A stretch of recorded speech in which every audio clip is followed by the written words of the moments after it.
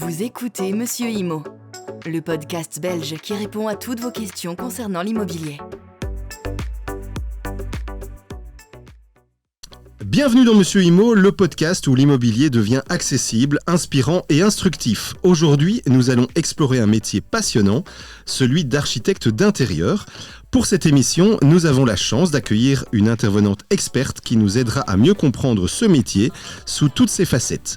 Bonjour Jennifer, merci d'être avec moi ce matin et de nous faire découvrir ton métier sur ce podcast disponible sur Spotify, YouTube, Deezer, Amazon Music. Bonjour Jennifer. Bonjour, merci pour l'invitation. Alors peut-être d'abord une petite présentation. Qui es-tu ? D'où viens-tu ? Alors, je suis Jennifer, je suis architecte d'intérieur. Je suis basée actuellement dans Wavre, mais j'exerce à peu près dans toute la Belgique, principalement dans la Wallonie et à Bruxelles aussi, depuis 2014 maintenant. Alors, hors antenne, la première question que je t'ai posée, je vais la reposer ici. Peux-tu me définir clairement la différence entre architecte d'intérieur et décorateur d'intérieur ? C'est une vaste question, je crois que tu t'en es un peu rendu compte quand on en a discuté hors antenne.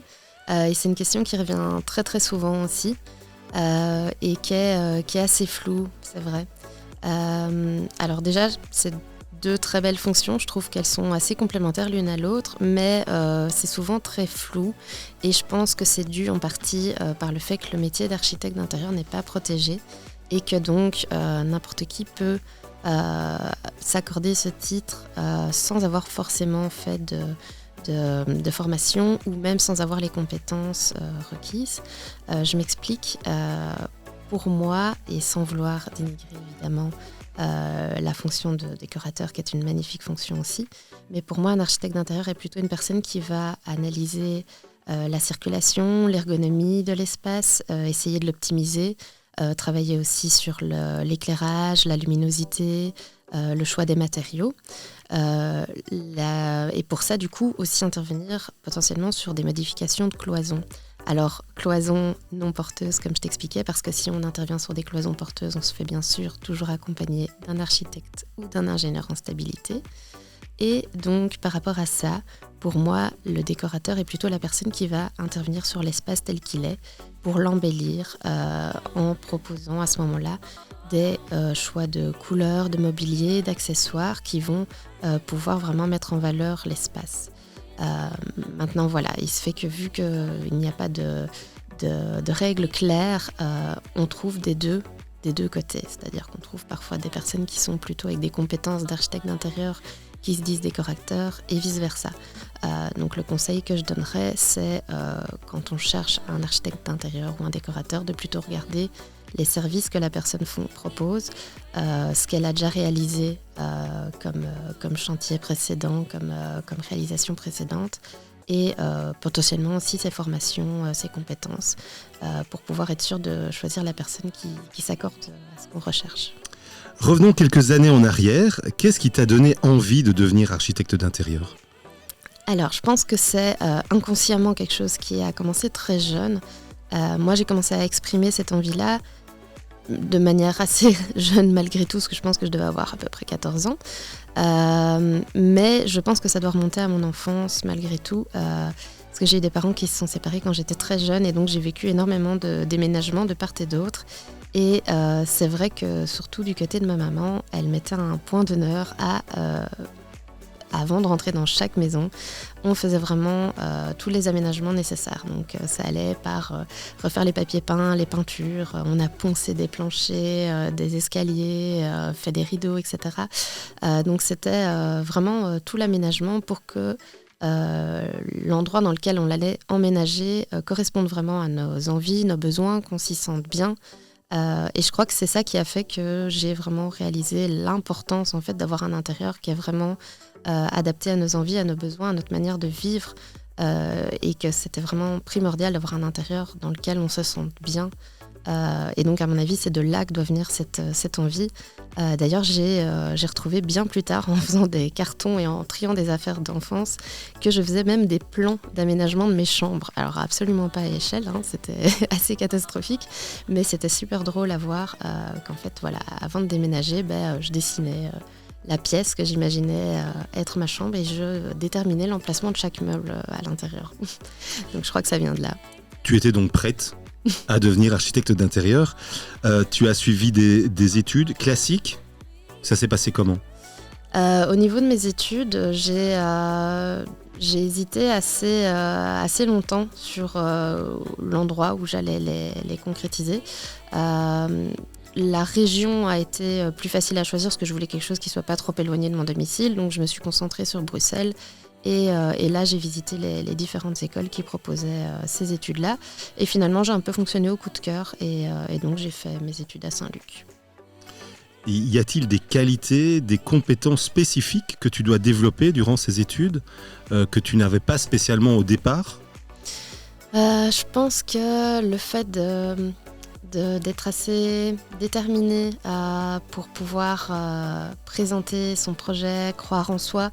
C'est vrai que j'étais quelqu'un qui était très timide, très introverti, qui n'avait pas du tout confiance en elle. Et donc, je crois que ces études m'ont profondément aidée à me surpasser, à aller au-delà. Pour les présentations notamment au jury, devant les professeurs, les jurys, etc. Défendre son projet, croire en soi et argumenter. Et donc du coup, je pense que ça, c'est vraiment des compétences qu'il faut soit avoir ou développer au moment de ses études pour réussir, quoi. Quel conseil donnerais-tu à un étudiant qui veut se lancer comme ça dans l'architecture d'intérieur ? De ne pas hésiter déjà d'y aller, d'être vraiment passionné, vraiment de s'ouvrir à un tas de choses, de se renseigner, de visiter, de découvrir, de pouvoir se faire un bagage d'inspiration assez conséquent qui pourra après l'aider, l'accompagner pendant tout son cursus.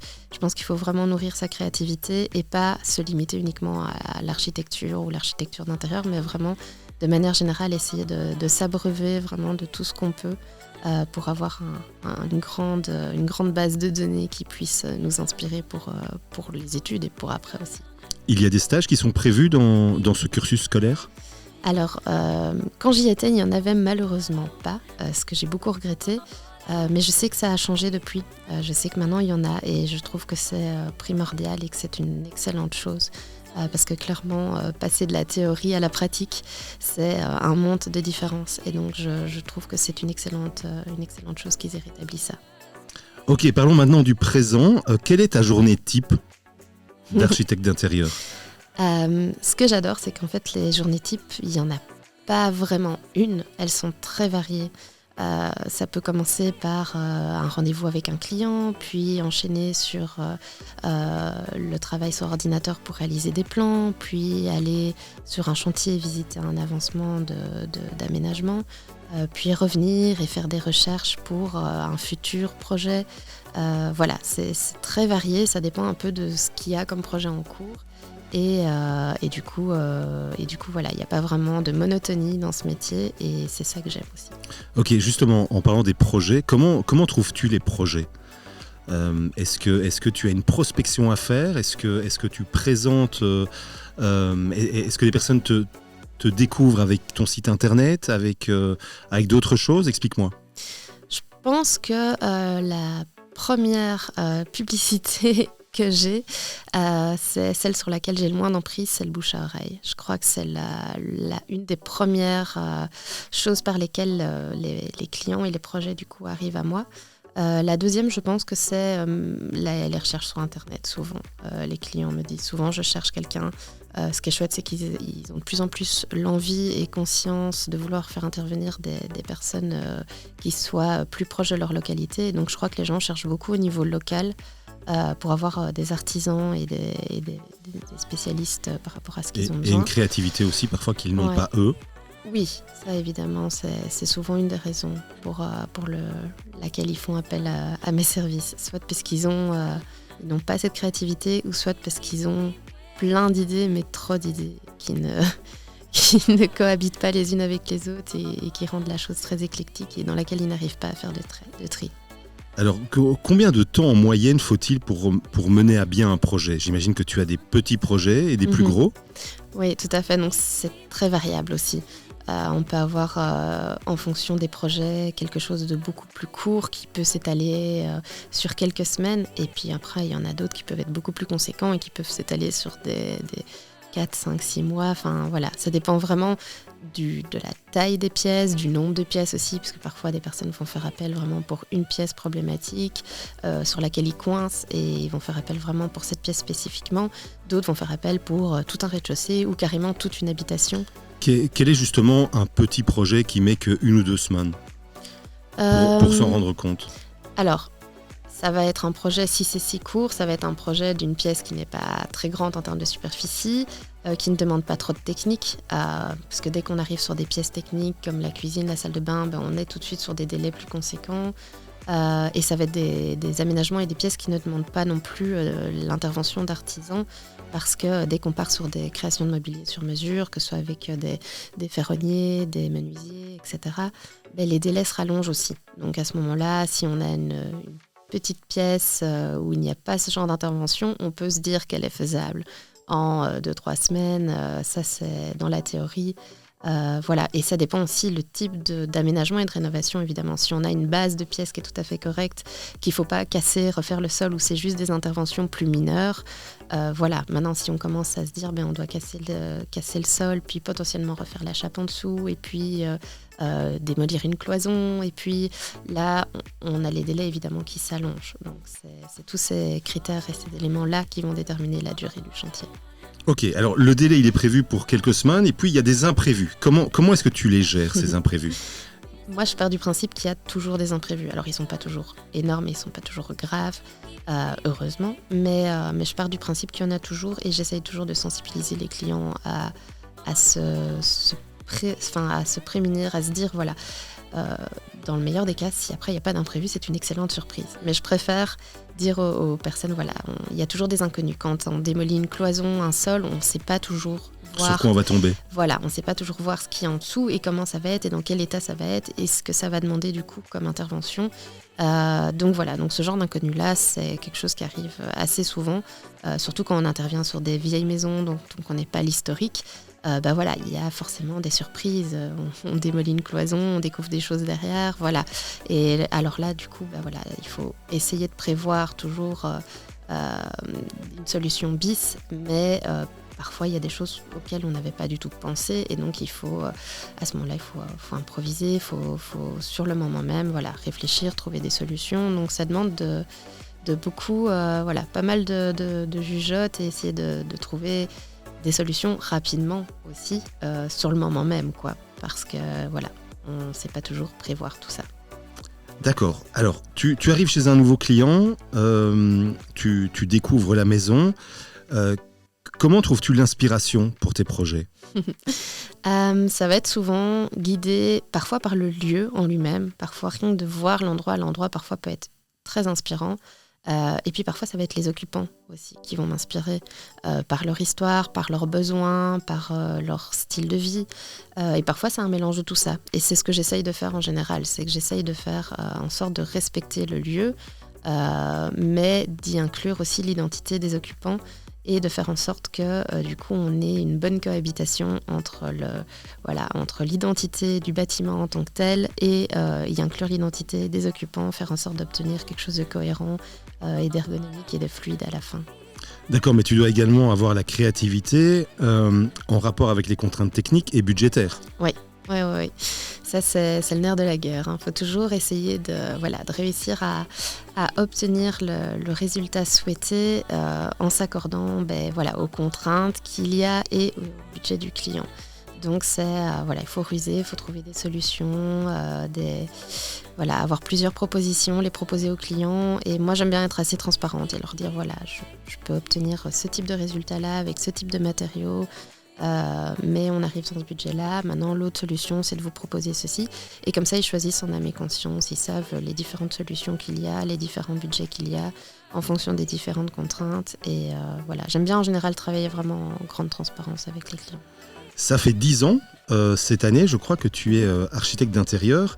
La technologie a pris une place de plus en plus importante dans ce métier. Par exemple, les logiciels, la réalité virtuelle, etc. Est-ce que tu utilises dans ton travail ? Alors moi, la réalité virtuelle, pas en tant que telle. Je travaille en 3D, ça oui, mais pas encore avec le système de lunettes pour pouvoir se projeter à l'intérieur. Je sais que ça se fait, que ça existe.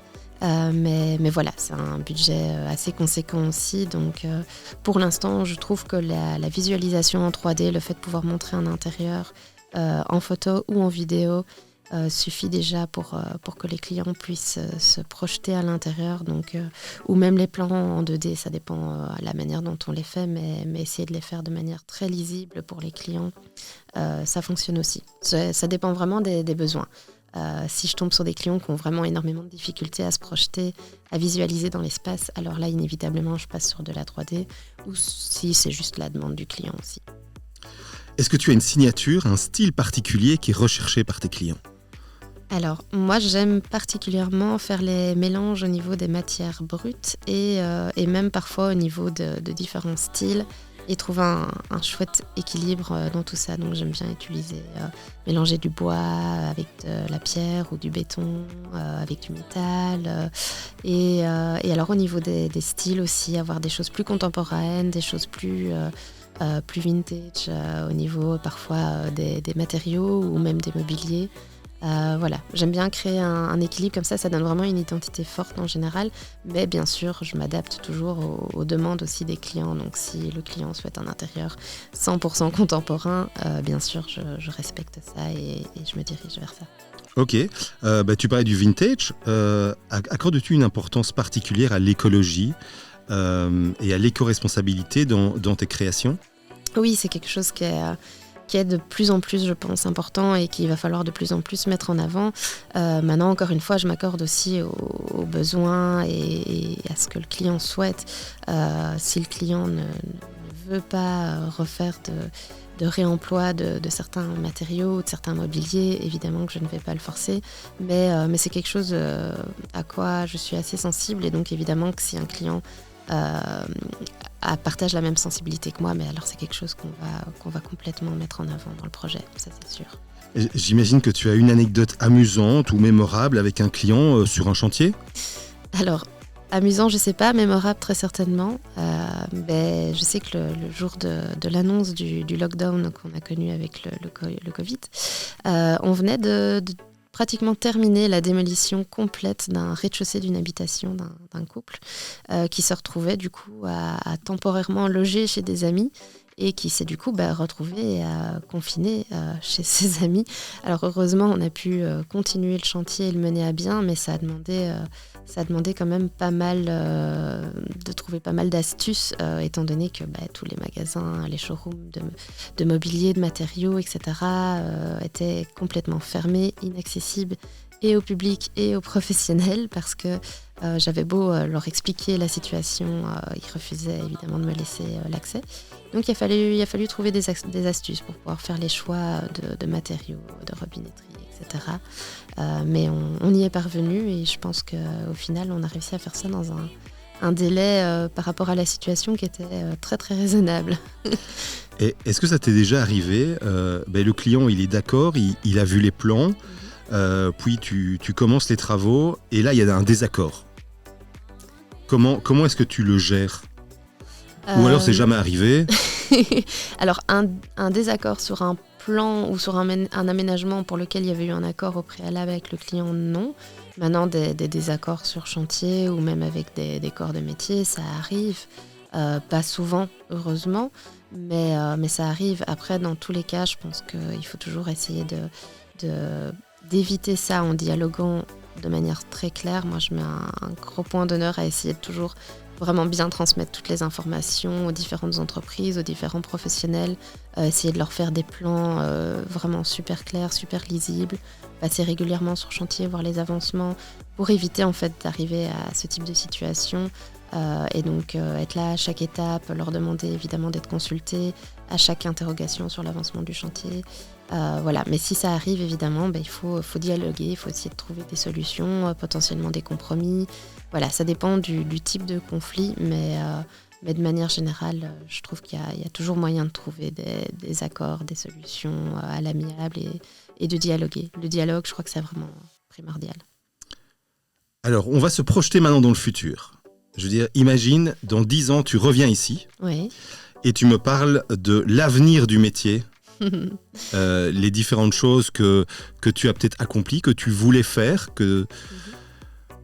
c'est quoi le futur pour toi de ce métier ? Je pense que le métier va quand même changer, mais il va rester quand même assez intact par rapport à toute la technologie qui entre maintenant. Alors je pense qu'il va évoluer peut-être dans la manière dont on présentera les projets aux clients. Il va évoluer très certainement aussi dans les matériaux qu'on emploiera. Je crois que tout ça, c'est des secteurs qui vont énormément changer, évoluer.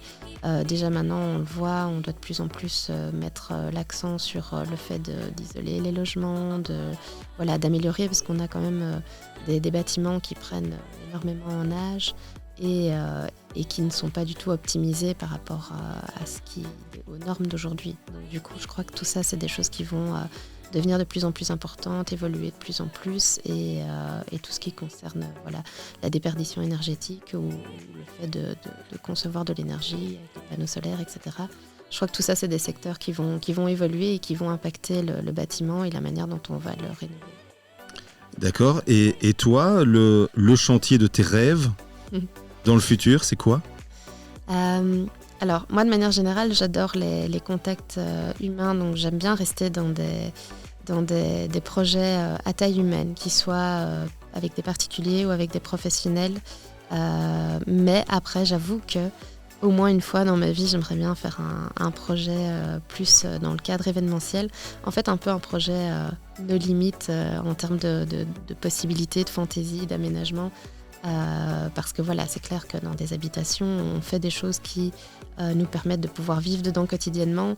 Mais dans quelque chose, dans l'univers événementiel, on peut se permettre de faire quelque chose dans lequel on ne vivrait jamais, qui est complètement décalé. Mais c'est juste pour quelques heures, donc là on peut se le permettre et on peut laisser libre cours à toute l'imagination et la fantaisie possible. Donc je crois que ça doit être très satisfaisant de pouvoir libérer tout ça et de pouvoir exprimer tout ça dans ce cadre-là. Donc je dirais oui, pouvoir faire un projet plutôt dans le secteur de l'événementiel, pourquoi pas. D'accord, eh bien on va mettre tes informations de ton entreprise dans le descriptif du podcast. Quel conseil donnerais-tu à une personne qui hésite à faire appel à un architecte d'intérieur pour son projet ? De ne pas hésiter, de se renseigner, de contacter la personne. Moi je sais que par exemple je propose des appels découvertes tout à fait gratuits, donc il ne faut pas hésiter. Pour que les personnes puissent évidemment prendre tous les renseignements possibles, savoir si mes services correspondent à leurs besoins, etc. Et je pense que c'est la même chose chez beaucoup d'autres professionnels du secteur, donc je crois qu'il ne faut pas hésiter à contacter, à se renseigner, à poser les questions. Vraiment, il ne faut pas hésiter. Eh bien, un grand merci Jennifer pour cet échange riche et passionnant. J'espère que cette émission vous a éclairé sur le métier d'architecte d'intérieur et l'importance de faire appel à des professionnels compétents pour vos projets. N'oubliez pas de vous abonner à Monsieur Imo sur notre plateforme, sur votre plateforme préférée, pour ne manquer aucun de nos épisodes. Et si cet épisode vous a plu, partagez-le avec votre entourage. À très vite pour un nouvel épisode de Monsieur Imo. Le contenu vous a plu ? Abonnez-vous et retrouvez encore plus de contenu sur www.monsieurimo.be.